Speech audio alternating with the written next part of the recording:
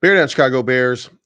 Is Caleb Williams walking into the best situation for a rookie quarterback since the year 2000?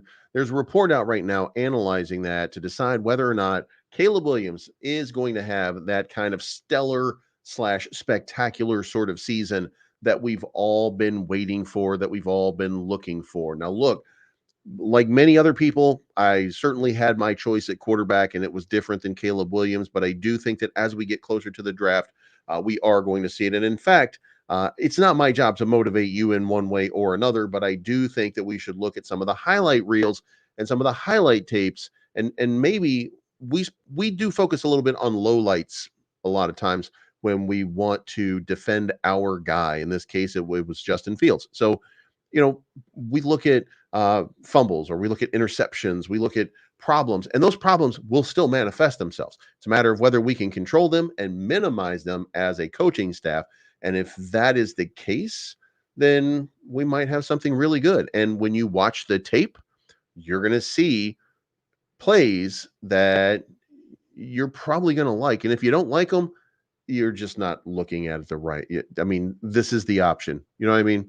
So this is about the Chicago Bears. It's not about Justin Fields. It's not about Caleb Williams. It's about uh, welcoming the players to Chicago. It's about creating a culture here that people want to play for. It's a lot of things that go into this. So let's see what happens here. We're gonna check this thing out because it's just look. If you haven't already, by the way, make sure you hit the like button, subscribe button, the bell to be notified of future content, and let's kick it off. This is the Caleb Williams era.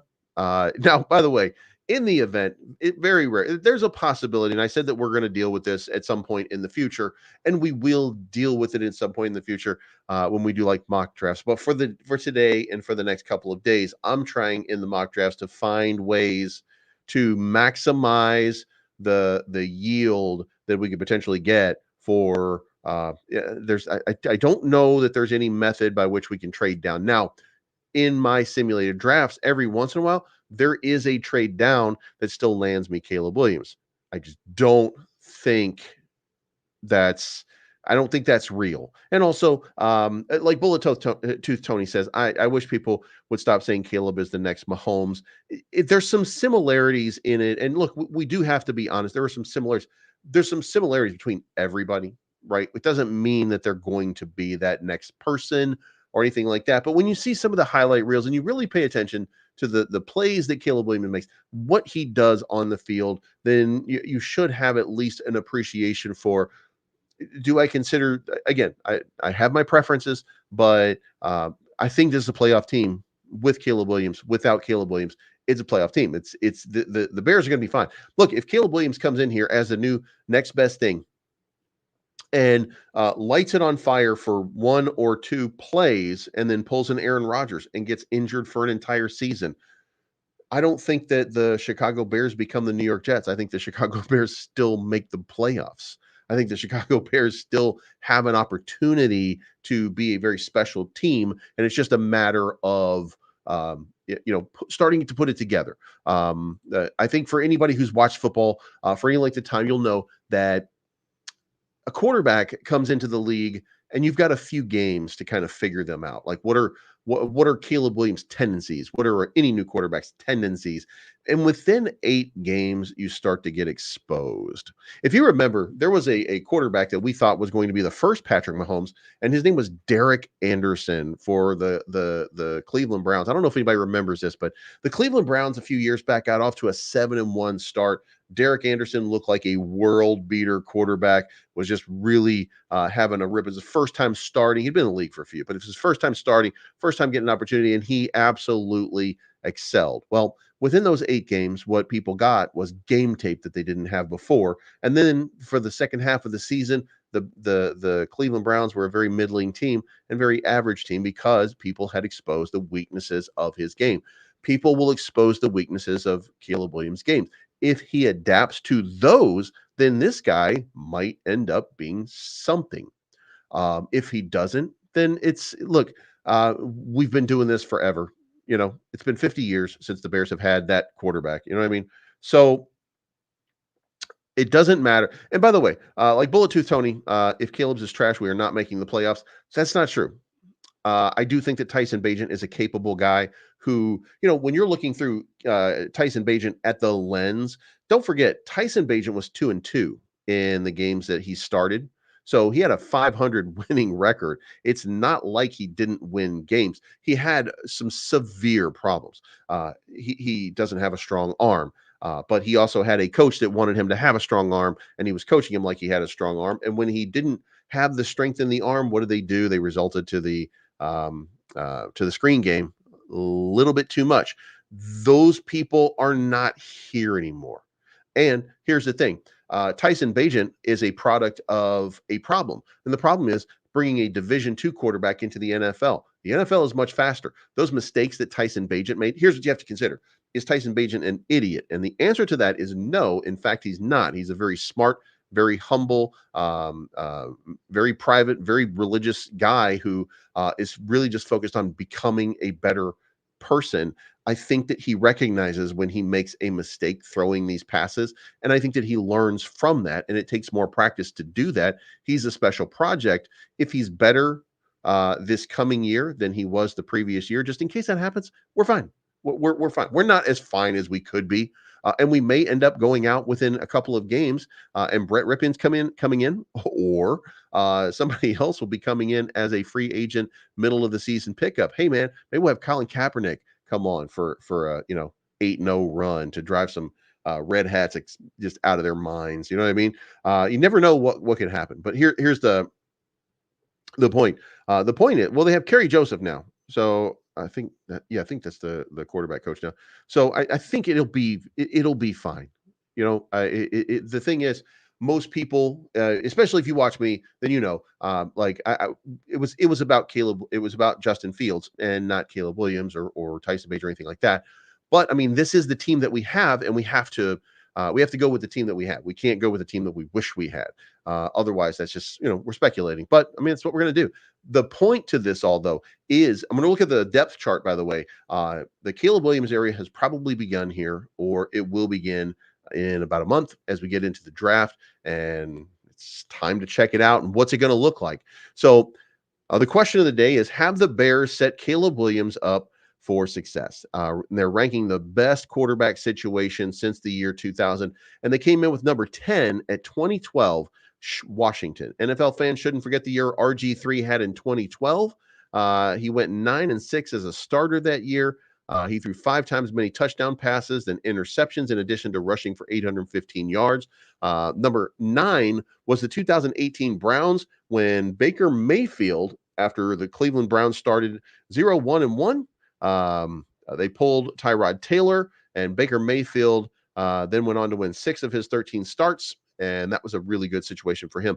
2011 in the Panthers, that was Cam Newton's first year. He finished 6-10. 2024, number 7, Patriots. Whoever starts with the Patriots will have a decent supporting cast. It currently includes a bunch of pretty good players. Number 6 was last year for the Texans. On paper, Houston didn't surround C.J. Stroud with nearly as much help as the other teams on the list, but the Texans clearly did something right, as he had the best statistical rookie season of all time for a quarterback. For starters, he was aided by a defense that excelled under first-time head coach DeMeco Ryans, and he benefited from playing in a system that played to his strengths. He also had a solid group of receivers with Nico Collins, Tank Dell, and tight end Dalton Schultz, which we have right now. Not the same names, but we got a good situation. Number 5 is the Chicago Bears. And the writer says, I was tempted to put Chicago higher, but I couldn't get past the Bears' recent lack of success. One thing is clear, though. The Bears have put their next quarterback in a better position to succeed than their last starter. The Bears recently acquired Keenan Allen, DeAndre Swift, and Gerald Everett. But by the way, I did make a change to the roster. When we look at the roster, it'll be a 2 tight end set. So that's probably what's going to happen there. And the Ricky Pruitt show, in fact, would love to trade down and take Brian Thomas Jr. Here's the funny thing. I traded down, and you'll never believe who I got at the number 19 position to begin with. Like, it's unbelievable. I traded down to get extra draft picks. Only got 1 extra draft pick, by the way, but it was enough. I think I actually did a decent job in this draft. I'll be looking at it in just a few minutes. But DJ Moore, who caught 96 passes for 1,364 yards. I mean, they're walking into a great situation.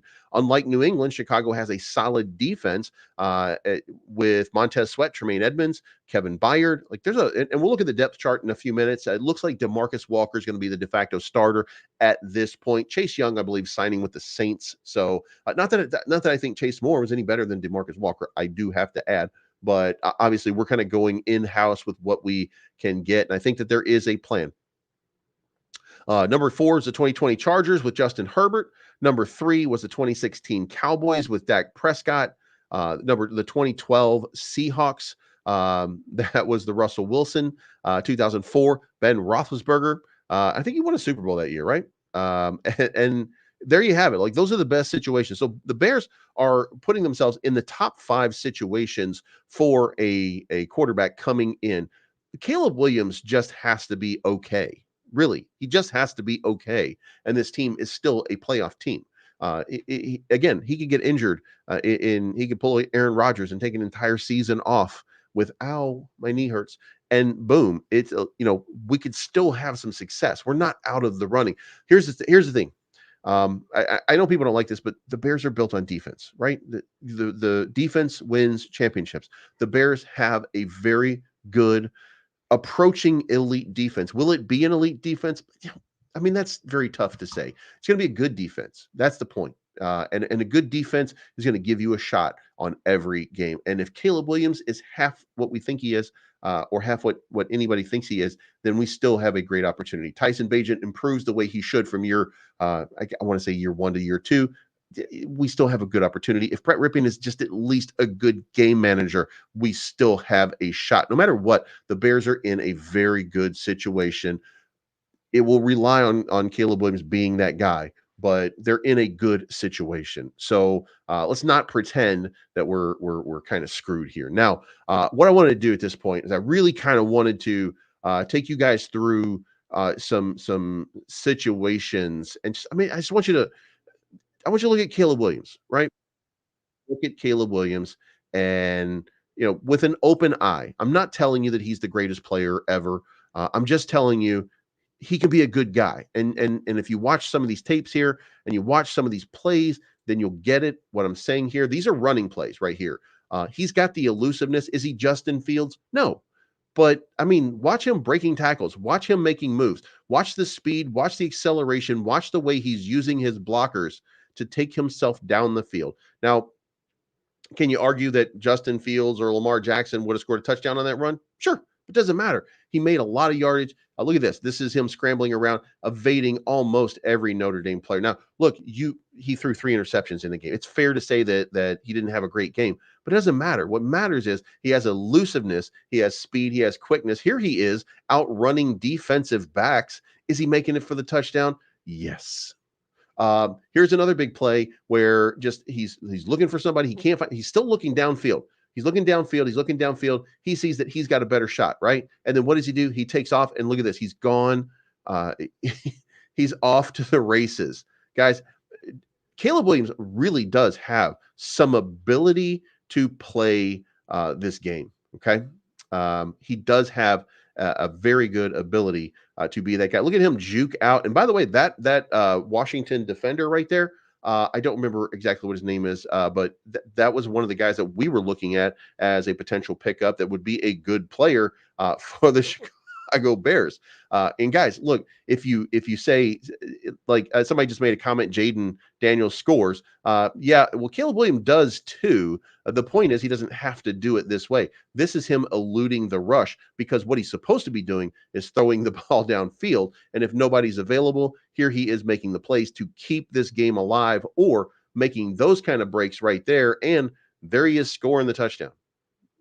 So it's a phenomenal ability out of the kid. Like we can't, it's so disrespectful, the stuff that we put him through, because we really wanted to see Justin Fields. And I mean, it should be fair to say that, a lot of the hatred that Caleb gets is because he's not Justin Fields, not because of his ability, or because, he wore a dress. Like, we make fun of that, right? But really, this is his play on the field. This is the part that the Chicago Bears are getting. And here he is just absolutely breaking it. And by the way, there's a play out there that somebody looked at the other day of him blocking, and then he liked it and retweeted it. Because it was him handing off to somebody and him becoming a blocker and him just like pancaking people along the way. And I say pancaking in the most comical of way. I mean, he doesn't really pancake anybody, but he does a great job of blocking. But look, that was him running. What does it look like to see just balling out and throwing the ball like crazy? Well, we got that too. This is Caleb Williams doing what he do. And look, I mean, the point to this is, and of course, it's not going to load.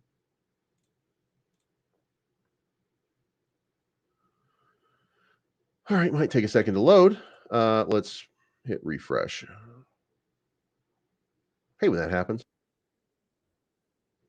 And here we have Caleb Williams. Look at this over the right shoulder or the left shoulder, where only his guy can get it. Here he is making sure that this bomb is where only his guy can get it. Look at this. He's making his guy run. He's not underthrowing him. He's not cutting the run. He's not making him turn. He's giving it to him where his guy has the stretch to get there. He's making the throws. These are the kind of throws that you can expect from Caleb Williams. And this off the back foot around the left shoulder where only his guy can get it. I mean, like the guy does make these kind of throws. Again, when we look at the tape, we're looking for the things that he's doing that are that we don't like because we want to not like him. But he's making he's making the throws to the outside shoulder. And look at this. This arm strength is very rare in anybody. He's making these big time plays. And that is blocking in the back. But hey, there's the play. Uh, wow. Did you guys see that? That was wild. And here's Caleb Williams' elusiveness and boom, finding a receiver after just a huge run around. Nobody open, nobody open, nobody open. Coming back and then boom, making a throw across the middle again, where only his guy can get it. This guy does continue to look downfield. He does have pocket presence. That's him in the pocket dancing around, making these plays. I mean, you watch these things and like there's nothing fundamentally wrong with him. He's not Justin Fields. That's the reason that people have the biggest problem if they have the biggest problem. We look at the thing where he wore the dress. I mean, look what he did. I mean, that's probably he was just probably being supportive and it probably even know. You know what I mean? Then we have all of these I mean, look at these plays. He's throwing it to where only his guy can get it within the range.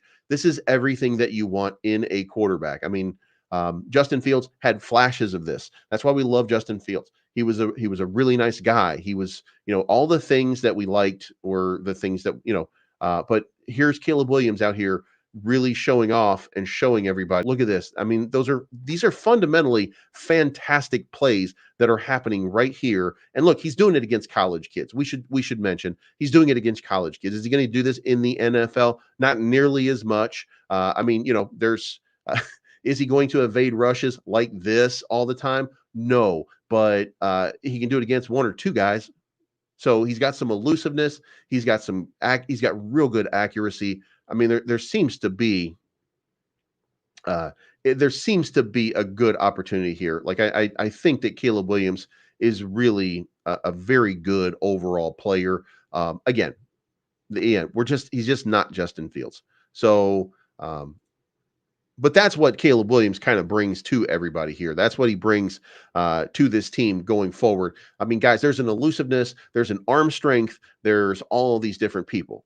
The point to it all is, will this translate into the NFL? It did not translate into the NFL for Justin Fields. It did not translate for Justin Fields because he was with the Chicago Bears. That's the wild thing, right? And then that leads us to this little nugget that came out yesterday. And this was Caleb Williams. And I did a hot take, or Caleb Williams. This was RG3, Robert Griffin III, who said that what he would do is pull an Eli Manning and tell the Chicago Bears, I ain't coming. Now, the point to this all is, maybe Robert Griffin has a point, and he could have had a point if Caleb Williams had not come out and said, I would love to play in Chicago. That's a little different than somebody who wants to say, "Look, I don't want to play here." Publicly, Eli was quiet. Publicly, he held the jersey up like, "What the fuck am I doing?"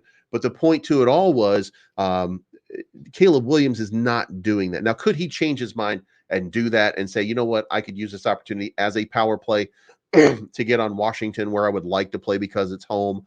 Sure. I mean, there's always a possibility. Could he decide that he wants to be the next Tom Brady and he wants to do it in New England? I mean, there's always a possibility, but why would you do that with no coach there? Belichick is gone, so you know what I mean. Like that doesn't make any sense either. So it would be fair to say that I think that Caleb Williams certainly would like to come and play in Chicago. So to me, I would consider that this is actually a good move. Now, did I agree with some of the stuff that RG3 said? Yes. It's been 50 years since the Bears have developed a solid quarterback. Every time a quarterback comes in here, they get burned. There's 24, I want to say 24 or 27 different starting quarterbacks for the Bears in the last 24 years. Like we can't do anything with a quarterback. I mean, how is that even possible? Is really the point, right? So from the perspective that RG3 is giving, I mean, Jesus Christ, like sure that would make perfect sense, but we saw flashes of improvement from Caleb or from Justin every year. So it can be argued that he's going to continue to improve. And if Caleb comes in with a little bit more upside in the true passing game, and that's the point to it all. It's the true passing game. It's the elusiveness. It's the quick decision making to find the open receiver and get down the field. If he can do those just a little bit faster, if he could just be a little bit faster about doing it, then this is a better. I mean, this becomes a better team. And look, Ryan Poles here at the end of this, even though we like Justin Fields and we love Justin Fields, and for a lot of us, we want Justin Fields to have been here forever, right? We never want Justin Fields to leave. We want to be the quarterback for all time. It's not going to happen, of course. And we are in this situation. So the question is Ryan Poles a genius? Did he make the right move? Well, we don't know that because we haven't seen the product on the field. So we can't make a determination of that yet. But we do have an idea that, maybe, you know what I mean? Maybe this guy ends up being exactly what we need. So there we go. Mock drafts are meant to be unrealistic, Greg B, because you can't make them. The part about mock drafts is very difficult because every day. As a matter of fact, if you look at most of the mock draft generators, they're going to give you the same options most of the time because what they're doing is they're updating their data and they're updating a need profile for each team. They're updating what they're seeing in the media, like what does a team want to do. They're looking for a lot of different things, and it's very difficult to get that real idea of what they want to do. But let's take a look real quick at the Chicago Bears depth chart for 2024 and see kind of where it looks like right now. Now, there's a few of these. That will, like I just took the one that I think looked kind of the best, so the depth chart here, quarterback to be decided. There's currently a huge hole here, a hole that likely has Caleb Williams' name on it. Ladies, backups are Tyson Bagent and Brett Ripien. So the quarterback room is once the draft is done, will be secure. Will be secure. Will it be Caleb Williams as the starter? Is basically the only question, I think. And by the way, again, I do my mock drafts and stuff like that. And for the next few days, I'll be doing Caleb Williams specific drafts because I think it's probably it's not going to be a great look if we're hedging on that. But if it's we're gonna do Caleb Williams a few times, and we'll trade down a few times and just kind of see how this shakes up. What does it look like with Jaden Daniels? How much better do we look with Jaden Daniels versus Caleb Williams? Maybe we'll even do some highlight reel on Jaden Daniels. Maybe we'll look and see what it looks like to see these guys in action, comparatively speaking. Jaden Daniels, a little bit thinner frame, I think. Caleb Williams probably more of a starter NFL body, if you will. Caleb Williams a little bit thin, probably needs to add a little bit of muscle for that durability factor. Drake May looks like a quarterback. He looks like that prototype, 6'4", I want to say like 225, something like that, sturdy kind of guy. That's the guy that you're looking at as the prototype for the NFL. But I just don't see the stats. I don't see him being, you know what I mean? Like he just looks like the guy. JJ McCarthy,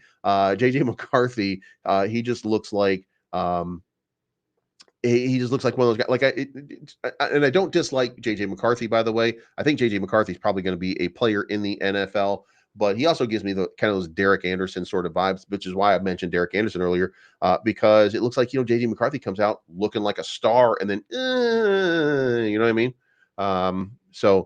Your Aunt Shirley cried when they traded Justin Fields. Any words of encouragement?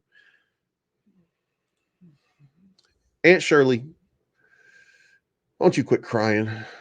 Nobody likes a chick crying in the middle of the day. We're trying to have some goddamn hot dogs here. Aunt Shirley, could you just please be quiet just a little bit, okay? Nobody wants to hear this from you. Look, Caleb Williams is going to be maybe he never lives up to the hype of Justin Fields, but I think that he will. I think he'll be just as good a player as Justin Fields is and was for the Chicago Bears. And surely we're going to the playoffs next year. And surely stop worrying about it. Well, Cody Parkey's not here to double doink us so that we can't get, so that we can't get any further. So Aunt Shirley, get your shit in order. You were adopted to begin with. Mom said that. I didn't say that. I'm just repeating what mom said. We respect you. We think that you're neat, but get on Team Bears or quit being what do the French call it? A biatch. All right, Aunt Shirley, got to go. So anyway, there's your message for Aunt Shirley. Tell Aunt Shirley we all said hi. Guys, get on. I mean, look, the Bears are going to be the team most probably that Caleb Williams is on. So we're going to have to learn to accept. And by the way, you can hate this situation. I hate this situation. I really don't like the fact that we moved on from Justin Fields. Again, not because I don't like Caleb Williams. I just showed you the talent behind Caleb Williams. This is not about Caleb Williams. This is about I like Justin Fields as both a player and for his character and for the fact that I value Marvin Harrison Jr. more. The end. That's it. That's my argument there. You know what I mean? Like I don't really have a huge argument for me hate Bears because Bears don't like Justin Fields. That's not really it. And look, I don't know that this is going to be. I don't know that this is going to be the greatest of moves, but I don't know that it's going to be a bad move either. So let's get into the depth chart. Let's finish this off. And so Caleb Williams probably the guy. Running back starter is going to be DeAndre Swift with Kerry Blasingame in the fullback position. By the way, every one of these drafts that you see, by the way, I don't think they have it right. They do, but there's a catch to this that I'll explain in just a moment when we get to it. We're going to get to wide receivers and tight ends. So DeAndre Swift comes in as the prohibited starter, and then Kerry Blasingame as the fullback, and then Khalil Herbert, Roshan Johnson, and then Travis Homer. Travis Homer, actually, I believe, is free agent. I don't think he's been re-signed, so he may not be on there. Wide receiver, DJ Moore, Keenan Allen, and Tyler Scott. So the way I look at this is that checks, but I think Tyler Scott, that's the guy that we've been putting on our sheet, by the way. And I do have a question mark next to him because I don't know if we're going to make a trade or we're going to run with him. But, Tyler Scott is serviceable. I think that we're not going to see him as much. I think that we're not going to see him as much as we think when we look at this, because we have a 3 wide receiver, 1 tight end set, but we like running 2 tight end sets now under the Shane Waldron offense. So what are we getting? We're getting Cole Kmet as the starter and backups Gerald Everett and Steven Carlson. But I think what we're going to be doing is we're going to be running a lot of 2 tight end. Even when it doesn't make sense, he likes that heavy lineup. And Gerald Everett makes this an option because he transforms this offense into something different. It has more run blocking ability.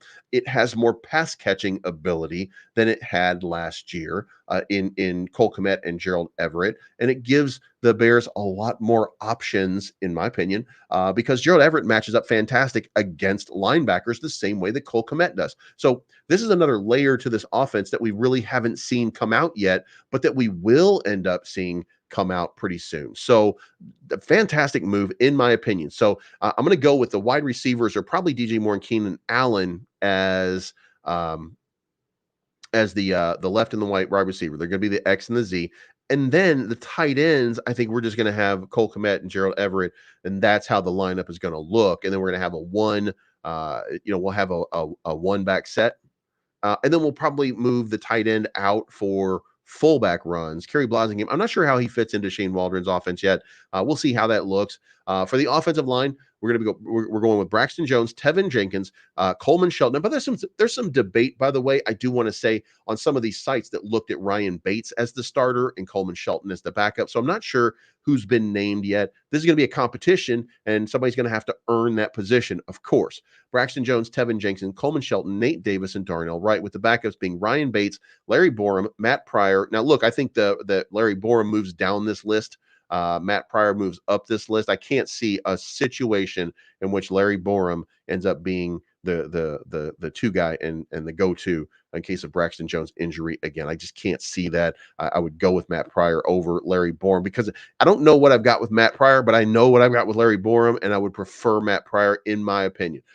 Again, Ryan Bates might end up being the starter here, but he's also a serviceable and a very good center and a good run blocker and pass protector. So we've got a really good line right now. As long as it comes together, really good lines with a lot of athletic talent and a lot of ability don't always come through.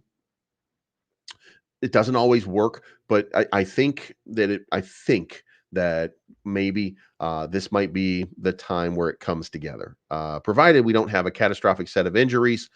Defensive line is going to be, it looks like, and I don't like this, by the way, at this point. I am really hoping in the draft, and I did in the draft I did my thing. I looked exactly to fix this because, oh God. Now, Montez Sweat, love that guy. Gervon Dexter, actually love that guy. Andrew Billings. Andrew Billings is by the way, if you're not paying attention, Andrew Billings is the reason we have the number one rush. Go watch, Jesus Christ, go watch this monster of a man take up most of the field. Andrew Billings is a gigantic monster and an incredible run stopper. Okay. It's just unbelievable. Gervon Dexter, same thing. Like, I think Gervon Dexter's really growing into being an impact defensive tackle. And then you have DeMarcus Walker at the end. Now, DeMarcus Walker didn't do us any favors last year, but DeMarcus Walker actually has some talent. So at least he's a serviceable backup. Zach Pickens also is not very good, but a serviceable backup. He's not going to get a lot of pressure, but he is a good run stopper. DeMarcus Walker, by the way, is part of that. Andrew Billings, DeMarcus Walker, you can't run on the right side of this line. DeMarcus Walker is a fantastic run stopper. Zach Pickens, also a run stopper. Again, not pass rushers, not edge pass rushers. Dominique Robinson. I mean, I just wish we could get rid of Dominique Robinson. I don't think he adds value to the team, and it's no disrespect to the man. You got to work hard to get to the NFL. It's not working out, not on this team. So then you have Jake Martin, Brian Cowart, Khalid Kareem, Michael Dwumfor, and Daniel Hardy. There's a lot of depth.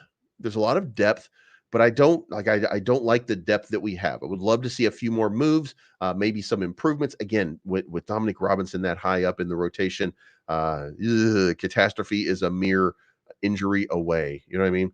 DeMarcus Walker. But I fixed it in the by the way, the mock draft. So Sam, Mike, and Will are going to be Tremaine Edmonds, TJ Edwards, and Jack Sanborn. So the backups here are going to be Amin Agbanamigba. I think I might have said it right. God damn it. I said it close to, I didn't say it right, but I said it close to right. It was close. Noah Sewell, and then Micah Baskerville. It's actually, I like this. I mean, look, they're not, this is not Urlacher, Briggs, and Roach. This is not Urlacher, Briggs, and Roach, but it is pretty good. They didn't have a great start to the season. I do want to say that Tremaine and TJ felt like they were underperforming again at the beginning of the year. It didn't feel like we were ready. Jack Sanborn was ready as fuck, though. Like, he was out here hitting people hard. and I liked to see that. And then the rest of the team kind of came together. The linebackers really started to perform, and then you just, they kind of coalesced into a much better team. And again, you got to have linebackers to stop the run, and this is the number one rushing defense last year. Even with giving up 38 points and 41 points and 31 points, even with giving up 30-point games, the number one rushing defense. So if the secondary is as legit as I think it is, man, oh man, oh man, this team is stacked. It really is, except that defensive end position. But we'll get back to that. Cornerback Jalen Johnson, Tyreek Stevenson, and then Kyler Gordon in the nickel. And then Jesus Christ, like, is there a better cornerback rotation in the league at this point? There might be, but not very many. Terrell Smith, Josh Blackwell, Jalen Jones, Greg Stroman, every single one of these guys absolutely balled out when given the opportunity last year. This is a really good rotation. The best defensive players on this roster, in fact, Jalen Johnson, Tyreek Stevenson ranks pretty well. Kyler Gordon, Terrell Smith, Jalen Jones, all of them rank pretty well. And Greg Stroman even had a really good season in a backup role. So, I mean, this is a really, really good secondary. And then the safeties are Jaquan Brisker and Kevin Byard, with backups being Jonathan Owens, Elijah Hicks, Quindell Johnson, Tavarius Moore, Adrian Colbert, Doug Coleman III. This is wild. This is actually a really, really solid defense. The more you look at it, the more you start to look at, we know it's not just about the starters, it's about the depth. Like, who am I bringing into the rotation? You gotta like what you're seeing with the Chicago Bears right now in this. And then, of course, special teams. Cairo Santos is still here, locking it down. And by the way, how great was it to get somebody like Cairo Santos? You know what I mean? Robbie Gould, what a fantastic, what a fantastic player he was. We've had some great kickers in the punting game, in the kicking game for so many years. Just unbelievable. And Cairo Santos is really, really good. And I think we are fortunate, by the way, to have somebody like Cairo Santos. And you know what? Unless we really, even if we don't win a Super Bowl, I think by the end of this, we're going to be writing some eulogies for the day Cairo Santos retires or goes to another team. You know what I mean? Like, it was just like, this guy has one of the highest. Matter of fact, best kickers in NFL ranking. NFL's top 10 kickers: Eddie Pinteros, Jason Myers, Graham Gano, Jake Elliott. This is for 2023, by the way. Chris Boswell, Steelers, Falcons, Matt Gay from the Colts. That's gay. Harrison Butker from the Chiefs. Jesus Christ. Daniel Carlson, and then Justin Tucker. I don't think this is right. I don't think this is right. I think Cairo Santos ranks pretty high in accuracy. Cairo Santos. I think that's just some people making some bullshit claims right there. There you go. Cairo Santos is the most accurate kicker in Bears history at 90.5%. So, I mean, give me a break here. And maybe there's some other guys who are just as accurate, but I mean, like, this is absolutely wild. Cairo Santos has been crushing the game. So anyway, that's going to lead us to, by the way, the mock draft. We've gone through the depth chart. I think this team is really, really good. So this is what the offense looks like. This is, God damn it. You know what I did? I put this thing together and then I forgot to upload it after I did it. And I bet I just screwed it all up. No, I didn't. I actually have it here. So there we go. Crisis averted. There we go. All right. So this is the roster for 2024. Just my opinion here. What I did is instead of having the question mark around Tyler Scott, this is what it looks like before with Tyler Scott in there. What I think we're going to run 2 wide receiver, 2 tight end sets. I think that's where we're going to be looking. And then when Gerald Everett comes out, I don't know that we're going to add a third receiver. I know that we'll probably add a fullback, which would be Kari Blasingame. So that's what I think is probably this. I think is probably what the lineup looks like when we hit the field. Again, I don't know for sure that it's Caleb Williams. I don't know that it's not. We don't know anything. We assume that that's going to be the play, right? But that's not entirely possible. When you see my draft, by the way, it should include drafting a wide receiver, but with Keenan Allen, you don't have to. With Gerald Everett, you're not as needful of that position. And with Keenan Allen talking about the reason that he got traded to the Bears was because they wanted to sign a long-term extension with him. And the fact that he refused to take a pay cut is a problem, I would think, just my opinion. But it could be that he's going to take a reasonable uh, maybe there's a deal. Maybe there's a deal with Keenan Allen in place that we don't know about yet because it's not time. But again, I've moved Tyler Scott to the bench and moved Gerald Everett into the active rotation here. That I think that's how we're going to start this season off. And I don't know that that means that we need a wide receiver, but I know what we do need. And what we do need is an edge rusher. I didn't even put DeMarcus Walker in there because I can't find it in my heart to think that Dallas. And by the way, I don't have a problem with DeMarcus Walker. Again, he's one of the top run stoppers, but he's not a pass rusher, and we need a pass rusher. We need a guy for the third down. So maybe DeMarcus Walker is your first and second down guy, and we get a third down specialist. It's not Dominique Robinson, by the way, as a pass rusher for obvious passing downs. That could work out pretty well too. So for the moment, I'm going to leave that blank until we see how this goes in the draft. And with that being the case, let's get on to the mock draft because I think that I didn't get much out of the draft, by the way, but I think I filled the actual needs immediate in a way that made us a much better team. And what I did was I went with Caleb Williams with the number 1 overall pick. Again, for a few days, I'm going to go with Caleb Williams and just let that kind of sink in. I am just appalled at how few draft picks I have. And the options to trade out of these positions didn't fulfill me, if you will, when I was doing this. Um, and by the way, I'll pull up the full results so you can see what the results were of this actual draft, so that you can kind of check it out for yourself. Because like when I look at it, I'm like, God damn it! Like I didn't get, I didn't achieve the greatness that I thought. Anyway, but I did get Caleb Williams. And then what I did is I traded down with the number 9. And if you look right now, look at where I got Dallas Turner.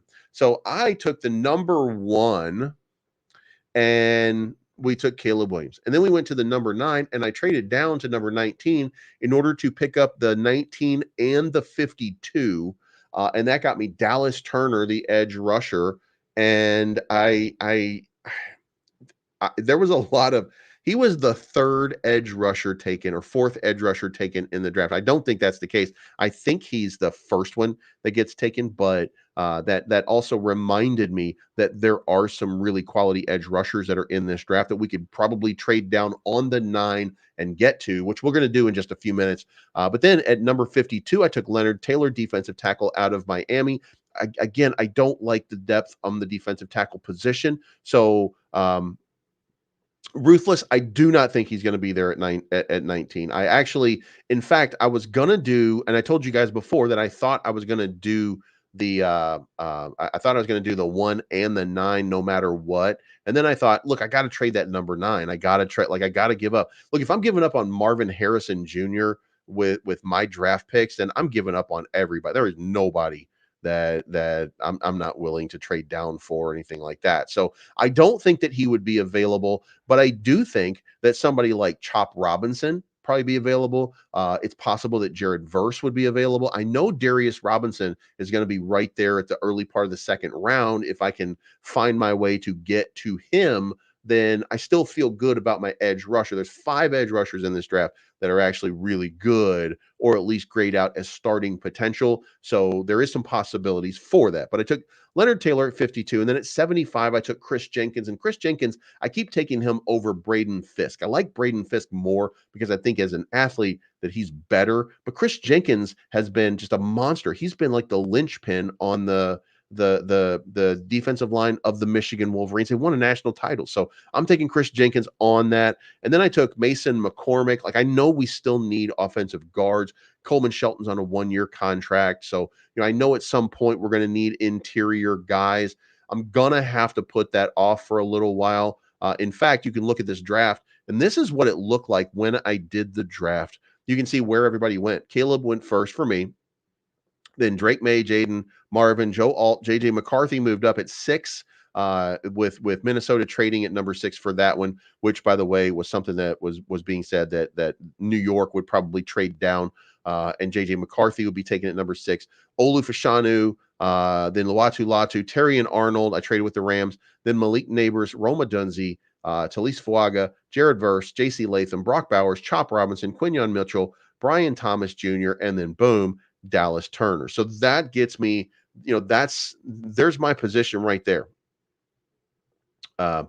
So the other piece to it, by the way, was Jackson Powers Johnson, which came in at number 24. Now, I could have had Jackson Powers Johnson in this draft by trading down, but I think that Dallas Turner and the edge rusher is a more pressing need. And the reason that I do is because I started watching the tape on Coleman Shelton. I love the way that this guy blocks. He's not a leaky sieve. You know what I mean? Like, this guy is a really good player. So I think that at least as a stopgap for 2024, Coleman Shelton and Ryan Bates as a backup, that becomes a very good center squad. So I like where we're sitting. I like where we are. I don't think that we're in bad shape. So then, moving on down here, going into round 2, I only had one in round 2, and that was Leonard Taylor. Now, Zach Frazier had gone right before that. I wasn't going to take him anyway. And then Darius Robinson was right there at number 53. And I mean, again, you come down here, you got Adisa Isaac went a little bit early. I don't know why that is, but he went early. And then this is a weird draft, by the way. And then Darius Robinson all the way down at 53. So there was some potential for me to make a different move here. For those of you that like Jackson Powers Johnson, I could have taken him there and then ended up with Darius Robinson over here. But then my defensive tackle, I think, would have suffered. And then we get to the 3rd round. That's where I got Chris Jenkins. And Chris Jenkins would then by default become the best defensive tackle. And I like these other guys a little bit more. So, and then that final pick was Mason McCormick, offensive guard out of South Dakota State. So there we go. The defensive line is the one that needs the most help, no matter what. I mean, no matter how you look at it, this Bears line needs more help than this does. This right here is not fine, but this is good. This is remember, we have a deep roster of we got a lot of depth on the offensive line this year, in skill. So it's the defensive line where we have Gravon Dexter, 2nd-year player, now starting. We could probably use at least some good backup for that and start to improve this defensive line. And we need an edge rusher. DeMarcus Walker is a run stopper. He's not going to get to the quarterback, not much. So, these are the positions of immediate improvement that are probably needed. So there we go. We'll do what we can. Well, and you know what? In fact, let's pop over here because my idea here was we're gonna restart this draft real quick, and you guys are gonna see, like, once you pop in here and you take this, you get a plenty of options. Like, this is what I get for trading. So but we're sticking with Caleb. So we're gonna reject everything, and we're gonna take Caleb Williams with that first pick, no matter what. And now in the number 9. We can get it. We can move down to number 15 and we can pick up a 46 for that. So we're going to accept that. We're going to just automatically trade down first. And we've got a 15 and a 75. Now we can get a 17 and a 48. So we're going to accept, let's see, we're going to accept that trade right there. So we made a trade down for that one. And they want pick 17. They're giving up a next year. No. What about 26 and 57 for a Miami? Yes, we'll take that. All right, so we've moved down in the draft a couple times right now. Now we have some more picks, right? So let's go ahead and make a pick here. Who do we want at the number 26 position? What do we have available at this point? We've got edge rusher Chop Robinson. We've got Darius Robinson. We've got Tyler Guyton from Oklahoma at tackle. We've got Byron Murphy, Texas. We've got plenty of options, and we've got some picks coming at 46 and 48. So for this one, we're going to shore up that edge position with Chop Robinson. Just see what happens here. So we got Chop Robinson. I don't know if that's the best selection. Like I'm questioning that as we do it. We're going to reject this trade right here, and we're going to take this trade right here, and we're going to trade down a little bit more. Now, here we are at 48 and 49. So now I'm taking Zach Frazier, which is the number 2 center available in this draft. So boom, now we've got our center of the future potentially. And now it's time to continue on what we were doing, which is to build that offensive line, our defensive line. I need Tavondre Sweat from Texas as a viable option. We're going to reject this, and then we're going to move down here because I think that there should be somebody available that we might be able to get pretty early, and it looks like maybe he's already gone. We lost Roman Wilson. That was a good running back. That was a good wide receiver that I would like to see. But we're going to keep going down here. Patrick Paul, offensive tackle from Houston. We're going to take him. We're going to try to beef up that line just a little bit. Now we've got more selections. Now we've got more people in the mix, if you will. And now we've got a 120. We're going to take that trade because we're going to move that down. Now we got 2 more picks. We're going to take Cade Stover because remember, I think Gerald Everett only on a 1-year contract. So we're going to need a tight end at some point. And then we're going to need some more power. So we're going to keep with Mason McCormick. We're going to keep taking him as long as he becomes available in each and every one of these drafts. Now we're moving on to the 6th round, I think. And we actually have a pick, I think, in the 6th round this time. So yeah, the 6th round, now we've got this pick right here. And we're going to try to fill up another line position here. And, we haven't been this late in a while. So we're going to take Caden Wallace, offensive tackle, Penn State. Boom. All right. So now we've got you know what? I'm familiar with this one and it's easy enough to use. So I know that there are better, but now we have 8 picks. Caleb Williams, Chop Robinson, Zach Frazier, Tavondre Sweat, Patrick Paul, Cade Stover, Mason McCormick, and Caden Wallace. So, you can still build. We can still just trade down and trade down and trade down. And look, the key to this draft is, of course, Caleb Williams. Like that's the lynch for all of it. At number 26, you can move down here and you can still get a good first-round edge rusher. So that's an opportunity right there. And then in the 2nd round, we got the 2nd best center in the draft. Is it Jackson Powers Johnson? No, but he's a good one. And maybe if Coleman Shelton's is, just here for a year, he's got to get some playing time. And now we have our quarterback, edge rusher, and center of the future in the same draft. Then we've got a defensive tackle, an offensive tackle, and a potential tight end of the future. And then we've got some more depth on our offensive line. So I think that this team is really ready for a nice big run. Like I think that the Chicago Bears are well set for an incredible run. Like I really think that we're going to get something fantastic, and it's not going to take that long. Like we're going to see something just really incredible happen. So fasten your safety belts, Bears fans, because it's going to get real interesting over the next little while. And by the way, I got all my stuff up here just in case you guys are wondering. I do cryptocurrency. That's my other channel. So I'm just constantly adding new stickers and stuff like that as I get them to put back here.